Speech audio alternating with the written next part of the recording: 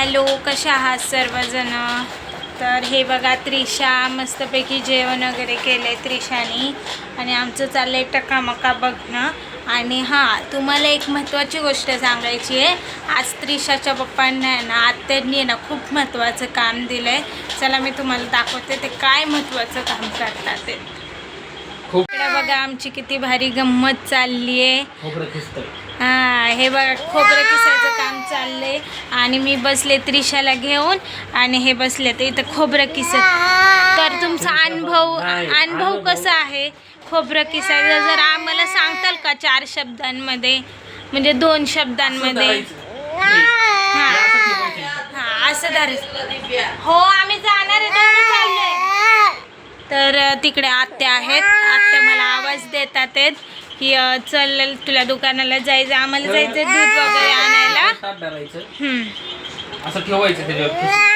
हां, हे असं धरायचं, असं ठेवायचं. हां, मग जरा कसं देवाला प्रार्थना वगैरे करायची, हां, देवाच्या पाया बिया पडायचं. हां. त्रिशाने रडणं बंद केलं पाहिजे. पण रडणं बंद नाही, ती कशी का बंद करेल. ती म्हणतीये की माझ्या पप्पांना आज खोबरं का किसायला दिले. आईला सांग नको देऊ म्हणून पप्पाला. मम्मा, तू आईला आईला सांग आहे पप्पाला नको खोबरं किसायला देऊ. तर हा मी कुठं होतो, थांबा.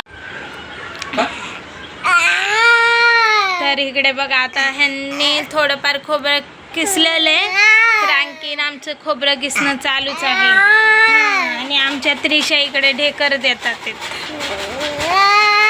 हो, तर सांगा तुमचा अनुभव. सांगत होते 2 शब्दांमध्ये. असं धरायचं आणि पण हे खोबरं तुम्ही कशासाठी किसताय, खरं रिझन काय? इम्पॉर्टंट आहे. कशासाठी किसतं हे इम्पॉर्टंट. म्हणजे ह्यांना ना माहितीच नाही की नक्की खोबरं किसतोय कशासाठी. बर, ऐक असं ठेवायचं, असं करायचं, असं धरायचं आणि किसायचं आणि लगेचच बोलणं बंद करायचं. तर मित्रांनो, मैत्रिणींनो, हे खोबरं आम्ही ह्याच्यासाठी किसतोय कारण का, तर गाईस हे खोबरं आम्ही ह्याच्यासाठी किसतोय कारण का आपल्याला घरचा मसाला बनवायचा आहे.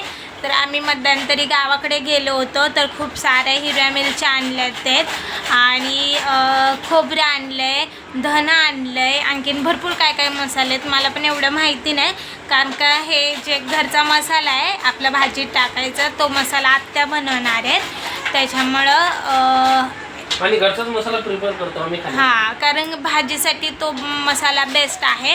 तर त्याची काय रेसिपी असणार आहे, कसं असणार आहे, कशा पद्धतीने मसाला बनवला जाणार आहे, हे देखील आम्ही व्हिडिओमध्ये टाकणार आहे. तर तुम्ही व्हिडिओ तो शेवटपर्यंत बघा, म्हणजे तुम्हाला समजेल. आणि नक्कीच तो व्हिडिओ आणखी 2-3 दिवस लागणार आहे का मसाला बनवण्यासाठी.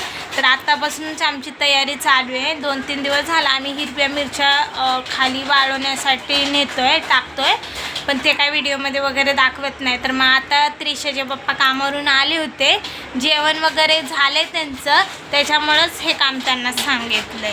हे बघा आणखीन किसतातच. त्रिशा म्हणती पप्पा तुम्ही नका किसू. ह्यांना म्हणते, त्रिशा म्हणती ह्यांना फक्त तुम्ही खोबरं खावा. बघ मम्मी कशी बोलते, मला रड थोडं. ती आता नाही रडणार, ती म्हणती पप्पा मला मज्जा वाटते तुम्ही खोबरं किसताय म्हणून. झालं का खोबरं किसून? आजचे दिवस होईल का? आणखीन एवढं राहिले. हे बघा आणखीन ते अर्धा किलो पिशवीमध्ये खोबरं आहे आणि त्रिशा मज्जा घेती या.